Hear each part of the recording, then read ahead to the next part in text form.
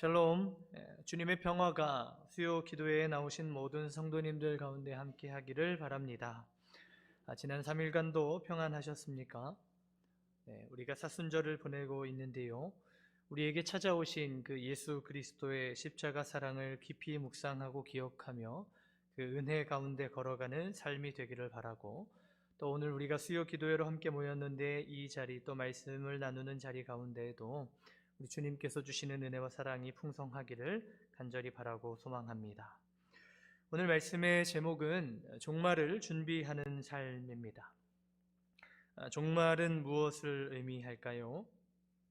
종말은 끝을 의미합니다.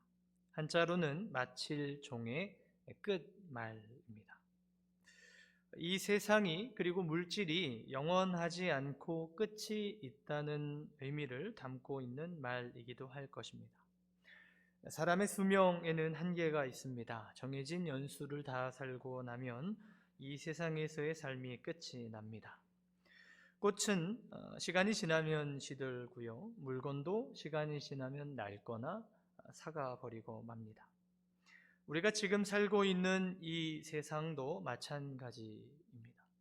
어떤 종교는 물질 세계가 영원히 반복되는, 순환하는 어떤 것이라고 말하기도 합니다만, 성경 말씀은 이 세상이 시작이 있었고 또 마침이 있음을 말씀하고 있지요. 태초에 아무것도 세상에 없던 때에 하나님께서 세상을 시작하셨습니다. 빛이 있으라 말씀하시고 그 하나님의 창조의 역사를 통해 이 세상이 시작되었지요. 인간이 반역하여 죄와 타락이 세상 가운데 들어왔습니다만, 그럼에도 하나님은 은혜와 사랑을 포기하지 않고 베풀어 주셨습니다. 무엇보다 예수 그리스도의 십자가 사랑과 오심을 통해서 이 세상의 모든 사람들에게 구원과 은혜의 문이 활짝 열리게 되었습니다. 이 땅에 오신 예수님은 죽으시고 부활하신 뒤에 하늘로 올라가셨고, 하늘로 오르신 주님은 다시 세상에 오시게 될 것입니다. 그것을 우리는 종말이라고 말합니다. 그런데 종말이라는 말을 사용하면 간혹 불편하게 여기는 분들이 있기도 한 것 같습니다. 왜냐하면 이단들이나 사람들을 미혹하는 사이비 종교들이 종종, 아니 자주 사용하는 단어나 개념이 바로 종말이기 때문일 것입니다. 우리의 가까운 역사 속에서도 예수님이 언제, 어느 시점에, 또 어느 장소에 다시 오실 것이다 라고 주장하면서 사람들을 모으고 현혹했던 사건들을, 또 일들을 기억할 수 있습니다. 잘못된 방식으로 종말을 이용하는 사람들 때문에 생겨난 악영향은 건강한 신자들까지도 종말을 기피하거나 이야기하지 않게 되었다는 것입니다. 참 위험한 일이지요. 종말을 말하면 뭔가 불안한 사람처럼 여겨지고, 종말을 말하면 이상한 사람처럼 여기는 분위기도 있기도 합니다. 그러나 우리가 분명하게 기억해야 할 것은, 하나님의 말씀은 이 세상의 시작을 알려줌과 동시에 세상의 끝 또한 말씀해주고 있다는 사실입니다. 물론 그 날과 때는 아무도 알 수가 없지요. 그 누구라도 이때에 주님이 다시 오실 것입니다, 확정적으로 이야기해서는 안 됩니다만은, 예수님께서 다시 오시겠다고 하신 이 말씀은 여전히 유효하고, 그리고 그 종말, 하나님의 마지막 때는 우리를 향해 달려오고 있다는 사실을 우리가 꼭 기억해야 합니다. 종말을 이야기할 때 또 한 가지 잘못된 견해는, 종말이 있으므로 이 세상에서의 삶은 더 이상 중요하지 않다는 주장입니다. 앞서 말씀드린 이단과 사이비들의 주장에 뿌리 깊이 박혀 있는 것이기도 한데요, 종말이 다가오고 있기 때문에 현재의 삶이 더 이상 중요하지 않다고 가르치는 것입니다. 돈도 중요하지 않고, 시간도 중요하지 않고, 재능도 중요하지 않고, 이 세상 물질은 아무것도 중요하지 않다. 그러므로 다 가져와서 우리 집단에 바쳐야 한다, 이렇게 가르치기도 하고 협박하기도 합니다. 여러분, 종말이 다가오는 것은 확실합니다. 확실한데요. 종말이 다가올수록 더욱 중요한 것은 아이러니하지만 저 천국이 아니라 바로 이 세상에서의 삶입니다. 오해가 없으시기 바랍니다. 저는 지금 천국이 중요하지 않다는 말씀을 드리는 것이 아니라 그 정말로 중요한 천국에 들어가는 사람으로서의 합당한 이 땅에서의 삶이 얼마나 중요한지를 말씀드리고 있는 것입니다. 진실로 믿음이 있는 사람은 믿음의 열매를 맺습니다. 사랑이 있는 사람은 사랑의 열매를 맺고 소망이 있는 사람은 소망의 열매를 맺기 마련입니다. 예수님께서 말씀하셨듯이 열매를 보면 그 나무가 어떤 나무인지를 안다 하셨습니다. 다가오는 종말 앞에서 하나님 나라에 합당한 사람은 이 땅에서 하나님 나라에 관한 열매를 맺는 사람이어야 할 것입니다.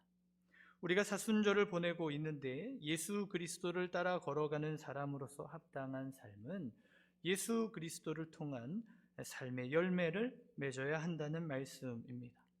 역으로 질문해서 오늘 우리가 하나님 나라와 예수 그리스도와 상관없는 열매를 맺고 있다면 우리의 믿음부터 다시 점검해 보아야 한다는 말씀이기도 합니다. 마지막 때가 다가옴을 볼수록 그리고 그날이 가까이 옴을 볼수록 우리는 우리가 발 딛고 서 있는 이 세상에서 더욱 진실하게 살아가야 합니다. 더욱 성실하게 살아가야 합니다. 우리의 믿음의 열매를 많이 맺으며 살아가야 합니다. 사순절을 보내면서 또 주님의 다시 오심을 마주하면서 저와 우리 성도님들이 선하고 아름다운 열매를 많이 맺으며 살아가는 복된 삶이 될 수 있기를 간절히 바라고 소망합니다. 오늘 본문은 예수님께서 들려주신 부자와 나사로에 관한 비유의 말씀인데요. 이 말씀이 왜 시작되었는지를 먼저 기억하는 것이 중요할 것 같습니다. 본문은 아니지만 본문 바로 앞에 있는 누가복음 16장 14절에서 이렇게 말씀하고 있습니다. 한번 자막을 보시면 바리새인들은 돈을 좋아하는 자들이라 이 모든 것을 듣고 비웃거늘 이렇게 말씀하고 있습니다. 바리새인들이 돈을 좋아하는 사람들이었다고 말씀합니다. 예수님께서 하나님과 재물을 겸하여 섬길 수 없다 이렇게 말씀하시자 이 바리새인들이 그 말씀을 비웃고 있는 것입니다. 왜 바리새인들은 하나님과 재물을 겸하여 섬길 수 없다는 주님의 말씀을 비웃었을까요? 아마도 그러한 이유 때문일 것입니다. 학자들에 의하면 바리새인들은 부자는 하나님께 복을 받은 사람이고 가난한 사람은 그렇지 않은 사람이었다라고 생각했다고 합니다. 그러니까 의인은 하나님께 복을 많이 받는데 그 복은 재물을 많이 얻는 것이고 하나님께서 기뻐하시지 않는 악인들은 저주를 받고 가난해지고 병도 걸리게 되었다고 이해를 했던 것이지요. 당시 바리새인들과 종교 지도자들이 가난하고 신체가 불편한 사람들을 멸시한 이유도 같은 맥락일 것입니다. 하나님께 저주를 받은 사람들이기 때문에 존대할 필요가 없다고 여기는 것이지요. 하나님을 섬기면 당연히 부자가 되고 하나님을 섬기면 재물이 많이 들어온다라는 것이 당시 바리새인들의 이해였다고 한다면 예수님께서 하나님과 재물을 겸하여 섬길 수 없다라고 말씀하신 이야기는 웃긴 이야기가 되고 마는 것입니다. 예수님이 뭘 잘 모르시는구나 이렇게 생각하는 것이지요. 비웃는 바리새인들에게 들려주신 비유가 바로 오늘 본문의 말씀입니다. 아마 교회를 조금 다니셨던 분들은 한두 번쯤은 들어보셨을 비유의 말씀입니다. 한 부자가 있었고 한 가난한 거지가 있었습니다. 부자는 비싸고 좋은 옷을 입고 대궐 같은 저택에 살면서 매일매일 잔치를 벌이고 살아갑니다. 그러나 이 거지, 나사로라 이름하는 거지는 부자의 대문 밖에 버려진 채로 살아가면서 부자의 상 아래에 떨어지는 빵 부스러기라도 먹으려고 합니다. 얼마나 가난하고 돌봄을 받지 못하는 상황이었는지 온몸에는 상처와 함께 짓무른 자리들이 있었고 개들이 와서 그곳을 핥으며 이 나사로 거지를 괴롭게 합니다. 얼마 후에 이 두 사람이 다 죽게 되었습니다. 그러나 이 둘의 결말이 서로 너무 다릅니다. 나사로는 아브라함의 품에 안겨 있고 부자는 음부에서 고통 중에 있습니다. 음부에 있는 부자가 아브라함에게 말하기를 저 나사로를 보내서 제 혀에 물 한 방울만 떨어뜨려 주십시오. 이곳은 타는 불 때문에 너무 괴롭습니다. 말합니다. 그러자 아브라함은 부자의 말을 거절하지요. 두 가지 이유 때문입니다. 하나는 너는 생전에 좋은 것만을 받았고 나사로는 고난을 받았다. 그리고 또 다른 한 이유는 이곳과 그곳은 큰 구렁텅이가 있어서 왕래할 수 없다 하는 이유입니다. 그러자 부자가 두 번째 요청을 합니다. 그러면 나사로를 보내서 내 형제 5명에게 가서 이곳에는 절대 오지 않도록 나사로를 보내서 이야기를 좀 전해 주십시오. 말하자 아브라함이 대답하지요. 그들에게 이미 모세와 선지자가 있으니 그들에게 들을 것이다. 부자가 다시 말합니다. 아닙니다. 만일 죽은 자가 살아나서 이야기하면 그들은 들을 것입니다. 아브라함이 말하지요. 모세와 선지자들에게 듣지 아니하면 지금 그들이 살아있는 그 땅에서 듣지 아니하면 죽은 자가 살아나서 권할지라도 듣지 않을 것이다. 이렇게 이야기가 마무리되는 예수님의 비유의 말씀입니다. 부자가 벌을 받는 모습을 보면서 조금 통쾌하기도 하고 지옥의 고통과 두려움을 보면서 무섭다는 생각이 들기도 하는 말씀입니다. 조금 더 이 말씀을 자세히 보고자 하는데요. 우리 처음부터 보겠습니다. 본문 말씀 19절인데 우리 함께 읽겠습니다. 누가복음 16장 19절 말씀입니다. 한 부자가 있어 자색 옷과 고운 베옷을 입고 날마다 호화롭게 즐기더라. 한 부자가 있습니다. 이것이 그에 대한 설명의 첫 마디입니다. 한 부자가 있었다. 그가 어떤 사람이었는지, 어떤 성품을 가지고 있었는지, 어떤 인생을 살아왔는지 소개해 주는 구절은 단 하나도 없고, 그렇죠? 한 부자가 있었다 말씀합니다. 비극이지요. 그의 인격을 설명하는 것은 돈뿐입니다. 그는 자색 옷 그리고 고운 베옷을 입었다고 말씀하고 있습니다. 자색 옷은 왕의 옷이라고도 불리는데요. 높은 지위의 사람들이 입는 옷으로 알려져 있는 옷입니다. 그만큼 구하기도 힘들고 비싸고 귀한 물품이었지요.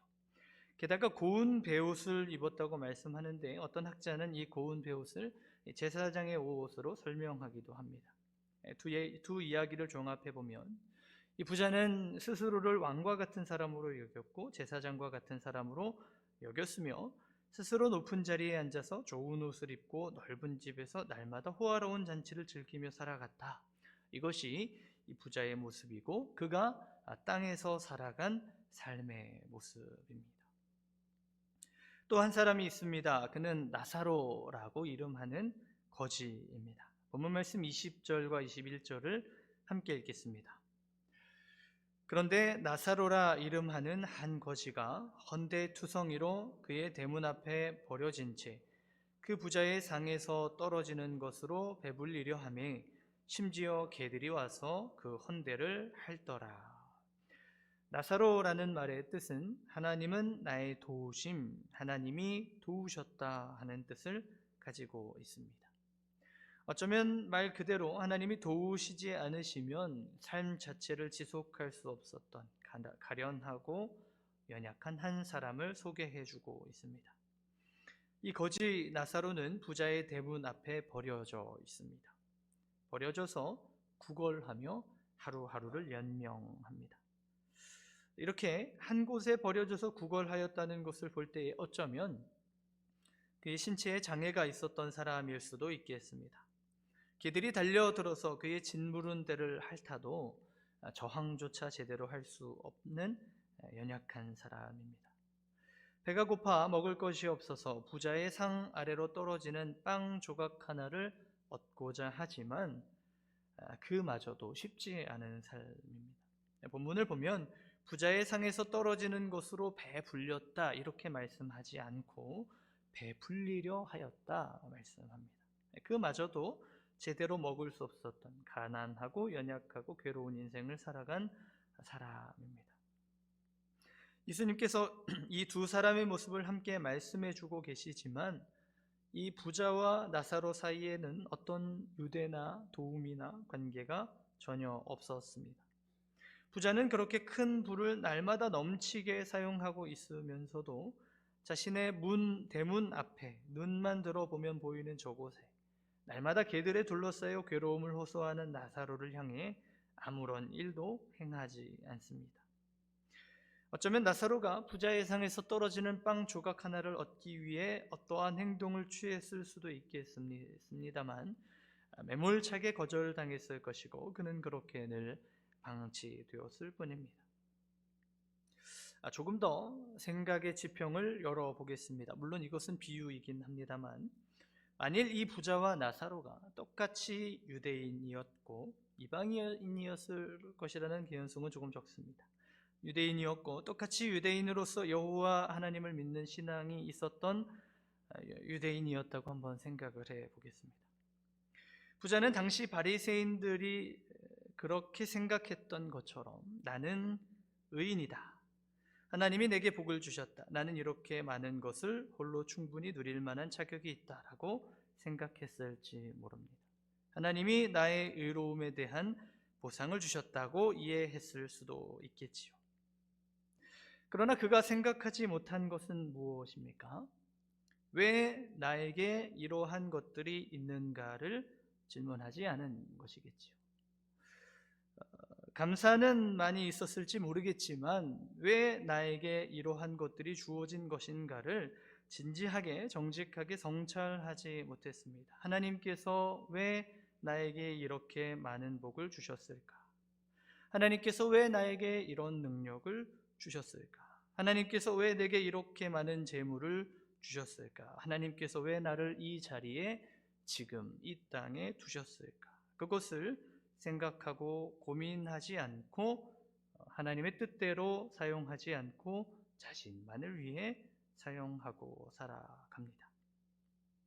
저는 이것이 어쩌면 전형적인 명목상의 그리스도인의 모습을 보여주는 것 아닌가 생각도 해봅니다. 하나님을 믿는다 하나 삶은 이 땅에서의 삶은 하나님과 아무 상관없이 살아가는 것입니다. 예수님을 믿습니다. 예수님을 따라갑니다 라고 말은 하지만 삶의 열매가 예수 그리스도의 길과는 전혀 상관없이 살아가는 것입니다. 믿는다 하지만 믿음이 삶으로 나타나지 못하는 것이지요. 여러분, 믿음이 있다라고 말하지만 삶이 전혀 없다면 그것은 그 믿음이 문제가 있는 게 분명합니다. 야고보서에서 말씀합니다. 야고보서 2장 14절 말씀인데요. 내 형제들아, 만일 사람이 믿음이 있노라 하고 행함이 없으면 무슨 유익이 있으리요? 그 믿음이 능히 자기를 구원하겠느냐? 믿음이 있다라고 말하면서 행함이 없는데 그 믿음은 유익이 없다. 그 믿음은 능히 자기를 구원할 수 있는 믿음이 될 수가 없다고 야고보 사도가 말씀합니다. 이 부자는 이 땅에서 살아가는 삶의 자리에서 그에게 주신 하나님의 넘치는 복들을 제대로 활용하지 못하고 열매 없는 삶을 살아가다가 죽고 말았습니다. 반대로 나사로는 어떠합니까? 불쌍한 사람이지요. 가련한 사람입니다. 가난한 자신의 인생을 얼마나 괴로워했을지 직접 눈으로 보지 않아도 선합니다. 괴로움 중에 살아가면서도 어쩌면 그는 그의 이름처럼 하나님께서 자신을 도와주셔야만이 하루라도 살 수 있는 이 처절한 삶을 이어갑니다. 그래서 그에게 유일한 도움은 하나님뿐입니다. 가까이 있는 저 배부른 부자도 도움이 안 됩니다. 부자의 하인들도 박하기 이를 데 없습니다.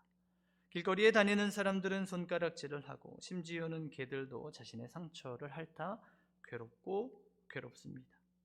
어쩌면 욥보다 더 괴로운 인생을 살아가야 하지 않았을까 하는 생각도 해보게 되는데요.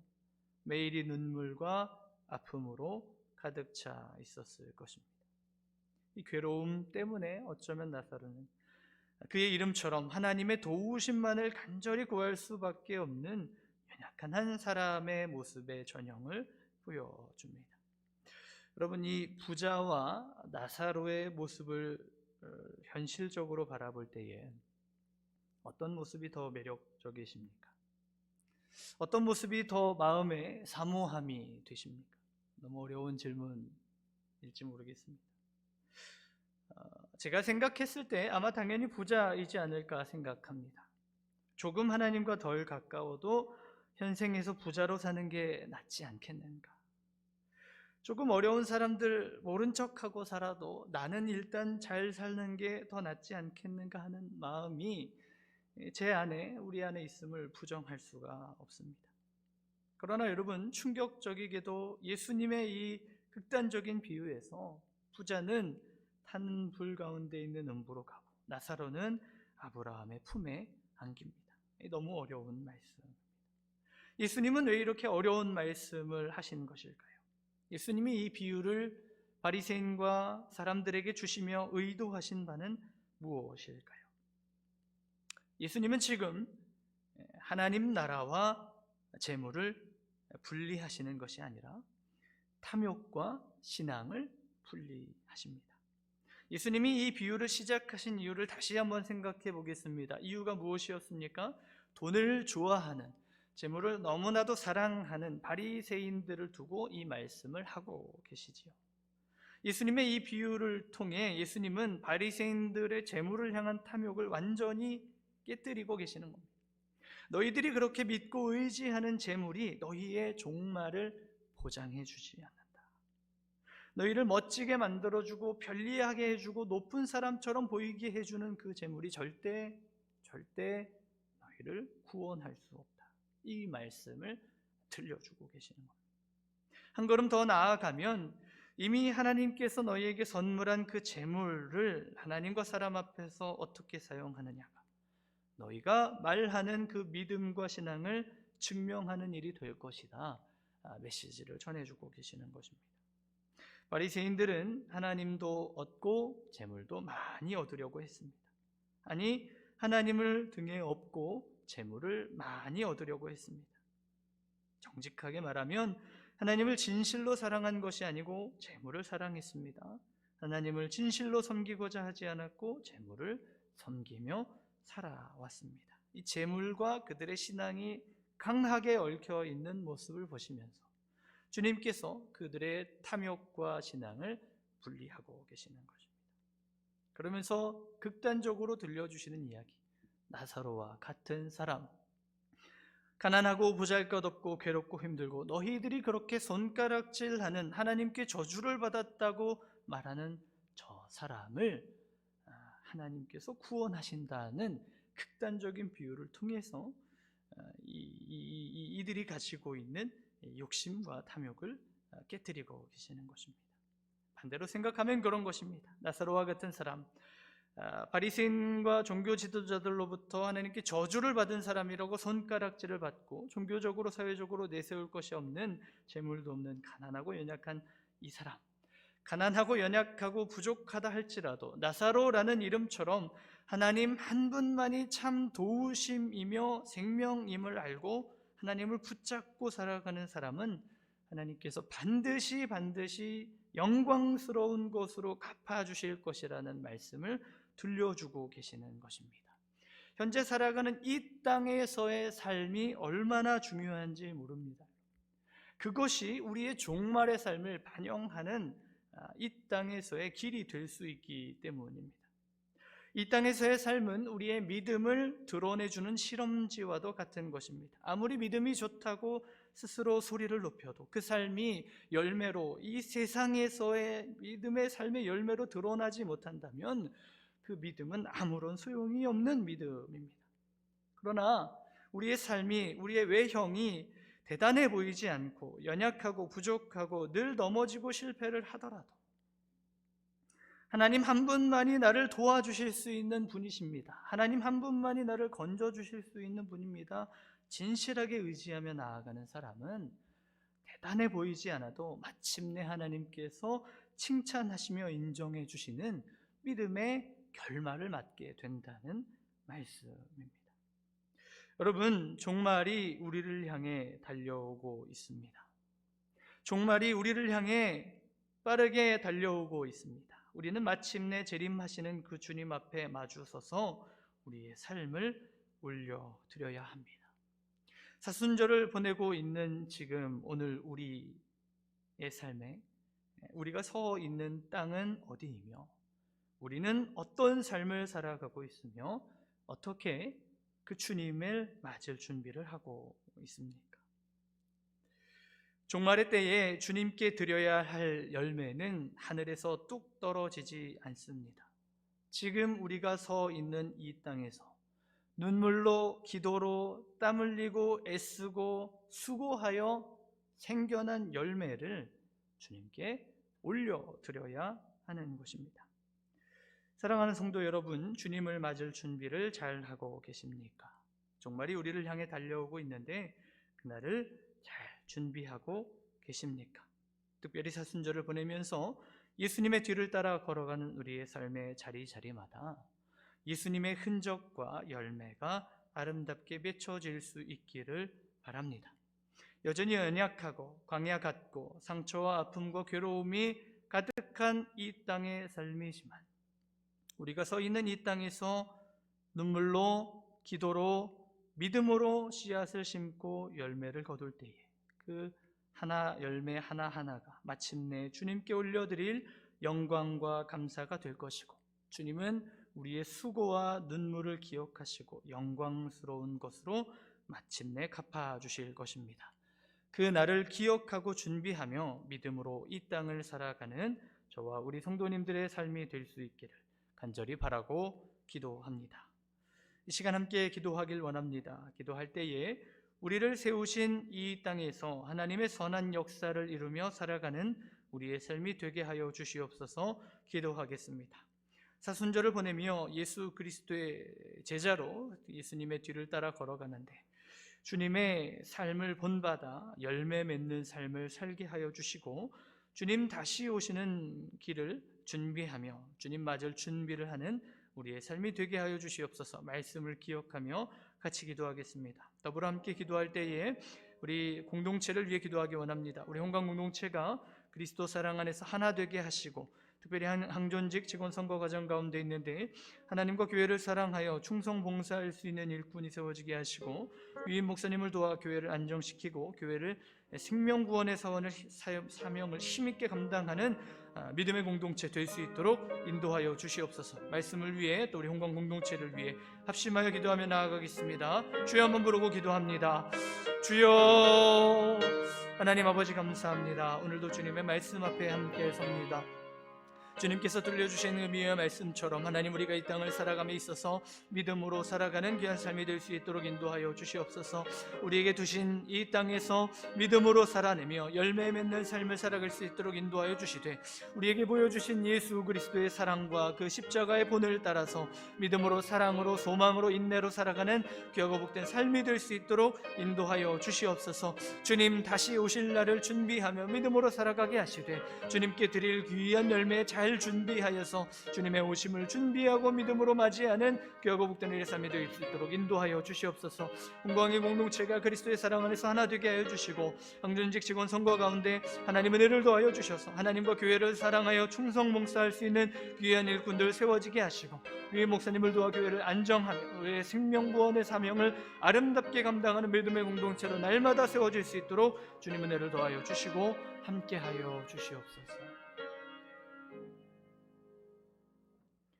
우리를 세상 가운데에서 부르시고 자녀 삼으시며 제자로 세워주신 주님, 우리에게 허락하신 이 땅에서 주님의 귀한 뜻을 이루며 살아가기 원합니다.